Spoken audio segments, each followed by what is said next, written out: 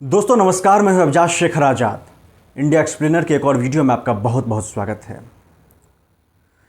खेतों में काम करने वाली गरीब लड़कियों को, जिनका परिवार काफ़ी गरीब होता है, उनको अमीर मुसलमान मालिक पैसे देने के बहाने उस परिवार को कर्ज के दलदल में फंसाते चले जाते हैं और फिर यहाँ से धर्म परिवर्तन का जो सिलसिला है वो शुरू होता है।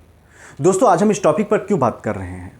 दरअसल आपने कल सुना होगा कि पाकिस्तान में कई सारे चर्च को, 5 चर्च को जला दिया गया, तोड़फोड़ किया गया, ईसाई समुदाय के लोगों के ऊपर में हमला किया गया, उनकी कॉलोनी पर हमला किया गया, दर्जनों से ज़्यादा घरों को जला दिया गया, तोड़फोड़ किया गया। पाकिस्तान में ऐसा होना कोई नई बात नहीं है, लेकिन चूंकि इस बार हमला ईसाई समूह पे हुआ था, ईसाइयों के ऊपर हुआ था, और जैसे ही इस घटना का वीडियो वायरल होना शुरू होता है, तमाम जो मानवाधिकार संगठन हैं, खास करके यूरोपीय देश कूद पड़ते हैं, क्योंकि मामला इस बार हिंदू का नहीं बल्कि ईसाई का था। अमेरिका बहादुर की तरफ से बयान जारी किया जाता है, जिसके बाद पाकिस्तान फ़ौरन हरकत में आता है। पता चलता है ईसाई है तो पाकिस्तान के प्रधानमंत्री जो केयरटेकर हैं वो फ़ौरन ट्वीट करते हैं। बिलावल भुट्टो जो पूर्व प्रधानमंत्री, वो पूर्व विदेश मंत्री थे, वो ट्वीट करते हैं। दोस्तों ये ईसाई लड़की के साथ हुआ है, ख़राब है, काफ़ी ज़्यादा ख़राब है। लेकिन दरअसल सवाल हम आज इसलिए पूछ रहे हैं कि पाकिस्तान में अल्पसंख्यक समुदाय के साथ, जिसमें ईसाई भी हैं, जिसमें सिख भी हैं, और ख़ास करके हिंदू तबका, जिनके साथ, हिंदुओं के साथ पाकिस्तान में इतने ज़्यादा जुल्म हुए हैं कि जिनकी खबरें, हेडलाइंस बनना तक बंद हो चुकी हैं। दोस्तों आज अपने वीडियो में आपको एक बताएंगे कि आखिर ये पाकिस्तान में जो धर्म परिवर्तन होता है, इसका गिरोह कैसे काम करता है। इसमें पुलिस, मजिस्ट्रेट और मौलवी, ये 3 लोगों का जो नेक्सस होता है, ये तीनों मिलकर के हिंदू परिवार को कैसे फंसाते हैं, कैसे उनका धर्म परिवर्तन करते हैं, और कोर्ट, जिस पे हमारी सबसे ज़्यादा आस्था होती है, जिस पे विश्वास होता है कि कोर्ट में जाकर के हमें इंसाफ मिलेगा, वो भी कैसे धर्म परिवर्तन की इस गिरोह में, इस खेल में शामिल है, वो हम आपको बताने वाले हैं। दोस्तों सबसे पहले हम आपको बताते हैं कि आखिर ये ईसाई समुदाय पर जो हमला हुआ है वो क्या था। दोस्तों सफाई करने वाले 2 युवक, जिनके ऊपर इल्ज़ाम लगाया गया कि उन्होंने कुरान शरीफ का अपमान किया है, अफवाह उड़ी। जाहिर सी बात है, अफवाह से ही यह सिलसिला शुरू होता है। पाकिस्तान इसके लिए कुख्यात रहा है। अफवाह हुई, लोगों की भीड़ जुटी, सब गए मस्जिद में मौलवी साहब आए, सबसे बड़ा हथियार लाउड स्पीकर निकाला, लाउड स्पीकर से ऐलान किया, जुट जाओ भाई, चलो इस्लाम को बचाना है। सब लोग चल पड़े। वो जो दोनों भाइयों का, ईसाइयों का परिवार था, वहाँ पहुँचे। इस बीच वो दोनों जो युवक थे किसी तरह से बचकर भागने में कामयाब रहे, लेकिन इसके बाद जो मुसलमानों की भीड़ होती है, उन्मादियों की, घर को जला डालते हैं। गुस्सा थमा नहीं था, मुड़े चले गए ईसाई कॉलोनी। वहाँ पे जाकर के ईसाइयों के दर्जनों मकानों को तोड़ा, जलाया, फूट मारा, पीटा, सब कुछ किया। खैर ये मामला यहाँ पे ख़त्म नहीं हुआ है। मामला भी अमेरिका ने ऐतराज़ जताया है। करीब 100-150 से ज़्यादा लोगों को अरेस्ट किया गया है। अरेस्ट क्या किया गया, पाकिस्तान में फिर छूट जाएंगे, क्योंकि ये इश्निंदा का मामला है। और जो दोनों युवक हैं जिनके घर को जलाया गया, जिनके साथ जिनकी ज़िंदगी करीब करीब बर्बाद कर दी गई है, दोनों के ऊपर इश्निंदा कानून का जो है कानून लगा दिया गया है। इश्निंदा कानून पाकिस्तान का सबसे ख़तरनाक कानून, जिसमें मौत की सज़ा का प्रावधान तक है। और अल्पसंख्यकों को फंसाने के लिए ये कानून नहीं, दरअसल फांसी का फंदा माना जाता है। दोस्तों अब आपको बताते हैं कि पाकिस्तान में जो हिंदू लड़कियों का धर्म परिवर्तन होता है वो कैसे होता है। दोस्तों ये एक पूरा नेक्सस काम करता है धर्म परिवर्तन के लिए। पाकिस्तान, सबसे पहले आपको बताते हैं, पाकिस्तान का जो सिंध इलाका है वहाँ पर सबसे ज़्यादा धर्म परिवर्तन की घटनाएं सामने आती रहती हैं।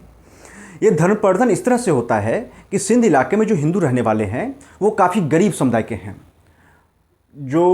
जिनके पास रोजी रोटी का गुजारा तक करने के लिए पैसा नहीं होता, अपने खेत नहीं होते। ये क्या करते हैं, तो जो अमीर मुसलमान होते हैं उनके खेतों में काम करते हैं। जाहिर तौर पे गरीब होते हैं तो उन्हें पैसे की ज़रूरत पड़ती है, और अलग अलग बहाने से ये जो अमीर तबका होता है मुसलमानों का, ये इन गरीब हिंदुओं को पैसे देते हैं।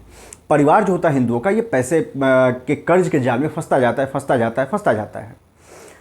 जैसे ही इनके घर की बेटियाँ 10 साल, 12 साल, 13 साल की होती हैं, एक दिन अचानक से ये लड़की गायब हो जाती है, गायब कर दी जाती है। लड़की के घर वाले हल्ला हल्ला करते हैं, परेशान होते हैं, पहुंचते हैं पुलिस के पास। पहुंचते हैं, उधर जो अपहरणकर्ता होते हैं वो भी पहुंचता है पुलिस के पास। वो अमीर जो घराना जो अमीर होता है, रईस जिनका खेत ज़मींदार जिसको कह सकते हैं, वो भी पहुंचता है। अब यहाँ पर क्या होता है, पुलिस वाले इससे मिले होते हैं, इनको जो पीड़ित हिंदू परिवार वाले होते हैं उनको मारते पीटते हैं, भगाते हैं। उसके बाद सब लोग इनको लेके चले जाते हैं कहाँ पे, मौलवी साहब के पास। अब मौलवी साहब क्या करते हैं, इस लड़की का जो 12 साल 11 साल की हिंदू लड़की है उसका करवाते हैं धर्म परिवर्तन। और दोस्तों ये जो मैं आपको कहानी सुना रहा हूँ ना, ये मैं कोई अपनी कहानी नहीं सुना रहा हूँ, ये पाकिस्तान का एक स्वतंत्र मानवाधिकार आयोग है, उसने जो रिपोर्ट में लिखा है वो हम आपको बता रहे हैं। तो दोस्तों उस रिपोर्ट के मुताबिक अब यहाँ पे मौलवी साहब क्या करते हैं, उस लड़की का धर्म परिवर्तन कराते हैं। जो पीड़ित परिवार होता है उसके ऊपर इतना ज़्यादा प्रेशर होता है उसको इश्निंदा कानून में कि आपने कुरान का अपमान किया, आपने इस्लाम का अपमान किया है, इसकी धमकी दे करके उसको चुप कराया जाता है। उसके बाद उस लड़की का धर्म परिवर्तन होता है, फिर उसकी निकाह जो उसकी शादी है किसी अधेड़ के साथ 40 45 50 साल की जो जितना पैसा दे रहा है उसके साथ उसकी शादी करवा दी जाती है। जब ये लोग पुलिस के पास तो ऑलरेडी मिले हुए हैं, जब ये लोग किसी तरह से गाहे बगाहे कोर्ट में पहुंच जाते हैं और कोर्ट के आदेश के बाद अगर मुकदमा दर्ज भी होता है तो कोई एक्शन नहीं लिया जाता है।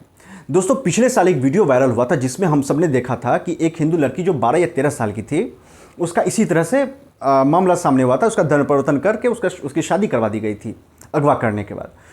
दोस्तों कोर्ट ने क्या किया, ये हैरानी होगी आपको जान करके। उस लड़की को कहा, लड़की अदालत में रो रो करके कह रही थी कि वो अपने माँ बाप के साथ जाना चाहती है। कोर्ट ने फैसला सुनाया कि नहीं, माँ बाप के साथ नहीं जाएगी। उस लड़की को उस आरोपी के पास भेज दिया पाकिस्तान की अदालत ने। ये पाकिस्तान है, समझ सकते हैं यहाँ पे मतलब ये अल्पसंख्यकों के साथ किस तरह का सलूक करते हैं, ये आप समझ सकते हैं। और यहाँ पे अमेरिका बहादुर से लेकर तमाम जितने भी मानवाधिकार वाले हैं जो भारत में छोटी से छोटी घटना पे मातम मनाने लगते हैं, अपनी छाती पीटने लगते हैं, ये अमेरिका वाले पे जो पाकिस्तान की जब घटनाएं आती हैं तो एकदम मुंह में इनके पान आ जाता है। मुंह में इनके जैसे लगता है रसगुल्ला ठूस दिया है किसी ने, चुप्पी साध के बैठ जाते हैं, कुछ नहीं बोलते हैं एक बार भी। अगर कुछ बोलते तो पाकिस्तान की इतनी हिम्मत होती करता? जो देश कंगाल हो चुका है, क्या वो इतनी जुल्म जातियाँ किसी अल्पसंख्यक समुदाय पे कर सकता था? नहीं कर सकता था। लेकिन पाकिस्तान में ऐसा सब कुछ हो रहा है। क्यों हो रहा है? क्योंकि उसे कोई कुछ कहने वाला नहीं है। बात यहाँ पे हिंदुओं की होती है, कोई आवाज़ उठाने वाला नहीं है। हिंदू है जैसे लगता है कि लाइसेंस मिला हुआ है। आप इंडिया में ही देख लीजिए ना, जब ऐसी कोई सांप्रदायिक घटना होती है जिसमें पीड़ित हिंदू होता है, आप देखते होंगे चाहे जितने आप बड़े बड़े पत्रकारों को देख लीजिए, किसी के हाथ से एक ट्वीट तक टाइप किया जाता है? नहीं किया जाता। यही पाकिस्तान में है। ये एक ईसाई पे हमला हुआ तो सारे लोग टूट पड़े। पाकिस्तान ने 150 लोगों को अरेस्ट किया है, लेकिन हिंदुओं के साथ होती है तो अरेस्ट तो छोड़िए, FIR तक दर्ज नहीं की जाती है। वो लड़की जो मैं अदालत की बात को कह रहा था, वो लड़की कोर्ट में बार बार रो रो करके कह रही थी कि मुझे अपने घर वालों के पास जाना है, लेकिन अदालत ने उसे आरोपी के पास भेज दिया। भाई उसको कम से कम किसी जो अनाथालय होता है या कोई और जो संस्थाएं होती है महिलाओं की, चाइल्ड केयर की, उसमें भेज देते। आरोपी के पास सौंप दिया उस लड़की को। ये पाकिस्तान की अदालत है। पाकिस्तान की अदालतें इस तरह से काम करती हैं दोस्तों। यही धर्म परिवर्तन इस तरह से होता है।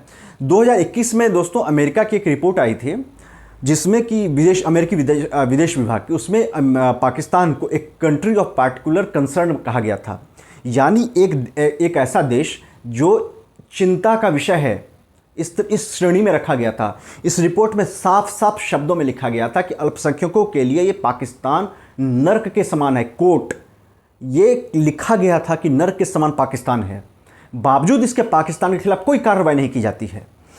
इस रिपोर्ट में लिखा गया था कि खास करके हिंदू अल्पसंख्यकों के साथ, उनकी लड़कियों के साथ, पिछले साल का आंकड़ा 2022 का जो आंकड़ा दिया गया था उसमें 1000 से ज़्यादा लड़कियों के साथ बलात्कार और धर्म परिवर्तन की बात अमेरिकी विदेश विभाग की रिपोर्ट में लिखा गया था। समझ सकते हैं कि ये देश किस हद तक खतरनाक बन चुका है अल्पसंख्यकों के लिए। ये लोग धर्म परिवर्तन करवाने के बाद क्या करते हैं, हिंदुओं का धर्म परिवर्तन करवाया, ख़त्म। उसके बाद ये क्या करते हैं कि जो मंदिर होते हैं इनको तोड़ देते हैं। उसके बाद ये कहते हैं कि जब हिंदू ही नहीं थे तो मंदिर रह के क्या होगा। इस तरह से मंदिर को तोड़ते हैं, नेस्त नाबूद कर देते हैं कि, और उसके ऊपर में मॉल बना देते हैं कि नामो निशान तक नहीं बचता है। कोई 2 महीने के बाद बोल दे, किसी को पता, अगर आप अचानक से चले जाए तो आपको पता तक नहीं चलेगा कि यहाँ पे कभी मंदिर भी हुआ करता था। दोस्तों ये पाकिस्तान के हालात हैं। दोस्तों पाकिस्तान के मानवाधिकार आयोग ने अपनी रिपोर्ट में कई सारी बातें कही थी। उसने कहा था कि पाकिस्तान में जो है पाकिस्तान की सरकार जो है ये फोर्स कन्वर्जन को रोकने के लिए कोई उपाय तक नहीं करती है। इमरान खान जब प्रधानमंत्री थे तो उन्होंने एक बार धर्म परिवर्तन को रोकने के लिए कानून बनाने की कोशिश की थी। वो एक बिल का ड्राफ्ट संसद में उन्होंने पेश किया था, लेकिन पाकिस्तान के मौलवियों ने उस बिल का इतना खतरनाक विरोध किया था कि वोट बैंक के डर से इमरान खान की सरकार ने उस बिल को संसद से वापस ले लिया था, विड्रॉ कर लिया था। क्यों? तो वोट बैंक का डर था। अगर वो बिल पास हो जाता जिसमें कि लिखा गया था कि अगर किसी लड़की का धर्म परिवर्तन ज़बरदस्ती किया जाता है तो उसके खिलाफ एफआईआर दर्ज होगा, उसके खिलाफ कानूनी कार्रवाई होगी, लेकिन उस बिल को वापस ले लिया गया। लिहाजा पाकिस्तान में इस तरह का इस धर्म परिवर्तन को रोकने का कोई कानून नहीं है। इश्निंदा अल्पसंख्यकों पे इश्निंदा कानून लगा करके अभी स्थिति ये हो गई कि पाकिस्तान में 1947 में 23% हिंदुओं की आबादी थी, इस मतलब अल्पसंख्यकों की आबादी थी। उसमें हिंदू भी थे, ईसाई भी थे और सिख भी थे। लेकिन 2023 का आंकड़ा है पाकिस्तान के मानवाधिकार आयोग का। उसमें कहा गया पाकिस्तान में 3.6% ही अल्पसंख्यक बचे हैं।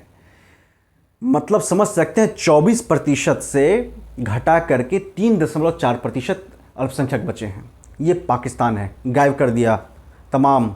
मतलब इस्लाम के नाम पे इनकी अंदर ऐसी जहालियत भरी हुई है कि पूरे के पूरे समुदाय को मिटा दिया। और जिस तरह से हो रहा है, मुझे लगता है अगले आने वाले 5 से 7 सालों में पाकिस्तान से हिंदुओं की आबादी पूरी तरह से मिट जाएगी। दोस्तों, ये पाकिस्तान है। हमारा ये वीडियो आपको पसंद आया हो तो हमारे चैनल को लाइक करिए, सब्सक्राइब करिए, ताकि हमारा परिवार आगे बढ़े और इस तरह के वीडियो हम आपके सामने बनाते रहें। धन्यवाद। Thank you. जय हिंद।